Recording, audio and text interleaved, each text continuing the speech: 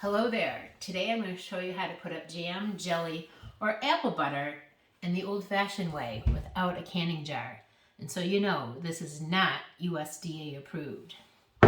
I'm Susan from Hillside Homestead. I'm a food historian living on my small farm in northern Michigan, and I absolutely love everything about historic foodways. So let's get started. So the first thing I'm going to do is I'm going to demonstrate the process of using brandy paper and egg paper to seal up the jar. And then I'll talk a bit about more of the details. So, get these sample jars out of the way. Let me get a jar of apple butter over here. I made the apple butter 2 days ago. I'm going to take a piece of paper. This is ordinary letterhead, kind of heavier than photocopy paper. And I'm going to soak it in some brandy, just like this. Brandy is an excellent preservative. Bacteria does not grow in spirits. You could use whiskey.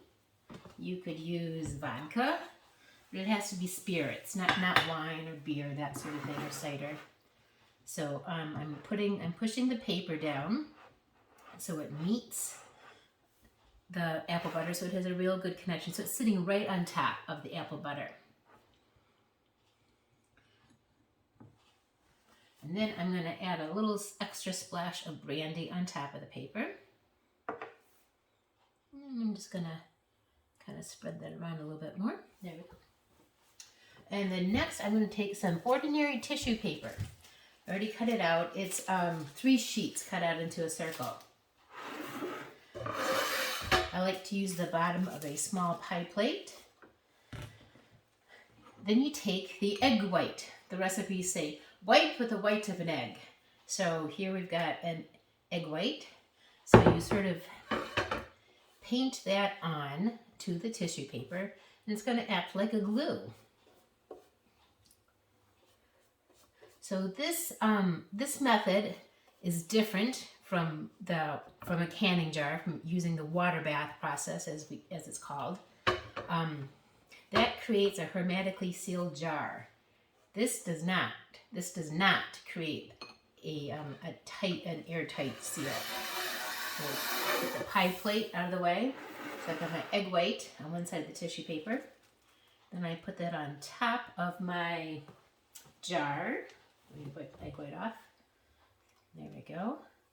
Then I'm going to seal it down, sort of like that. And I'm going to get some more egg white and wipe some over the top. And just as importantly, and perhaps even more so, is to wipe it all along the sides, so all those edges adhere well. So this egg paper is going to keep out the dust. It's going to keep out critters from dropping in. It is not going to keep out the mice. You're going to need to keep your jars in a safe, a jelly cupboard or a kitchen cupboard, something where the mice won't get to it. I know this. This happened to me. All right, so there is that jar. Let me just wipe off some of that egg white that dripped. So it'll take at least a day for this to dry. There we go. So that's all there is to it, really. And once that dries, it'll be just as tight as a drum. Just like that. So, why does this not spoil? And why don't we do it anymore? So this method works for jams and jellies. Jams and jellies have a high percentage of sugar. My traditional apple butter recipe does not, but it is sweetened by the boiled down cider. So in a traditional 19th century jam or jelly recipe, you're looking at least 3/4 pound of sugar to every pound of fruit. And sidebar, some modern recipes actually call for more sugar than fruit. So yes, that's a lot of sugar, but sugar is a great preservative. And jam and jelly and apple butter aren't made to be eaten by like the cupfuls, with the exception of apple butter. But that's another story. So that's the reason it doesn't go bad, because it's filled with the preservative itself, the sugar, and the jar is just protecting it. So when we put it in a canning jar, that protects it very nicely, and it's very sure that it's not going to mold.